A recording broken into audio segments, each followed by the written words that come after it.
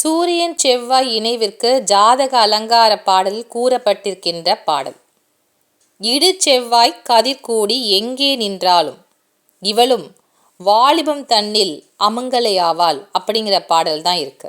இந்த 2 வரி பாடல் மட்டும்தான் சூரியன் செவ்வாய் இணைவிற்கான ஒரு பாடல்.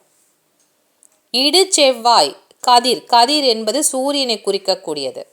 அதனால செவ்வாயுடன் சூரியன் கூடி எங்கே நின்றாலும், இந்த ராசி கட்டத்தில் எந்த இடத்துல இருந்தாலும், பொதுவாக இந்த லக்கணம் இந்த ஸ்தானம் என்ற எந்த அடிப்படையும் இல்லாமல் ஒரு பெண்ணின் ஜாதகத்தில் இந்த 2 கிரகங்களும் சேர்ந்து எந்த ராசி கட்டத்தில் இருந்தாலும் அந்த பெண், அதுதான் இவளும் வாலிபம் தன்னில் அமங்கலி ஆவாள் அப்படின்னு சொல்லப்பட்டிருக்கிறது.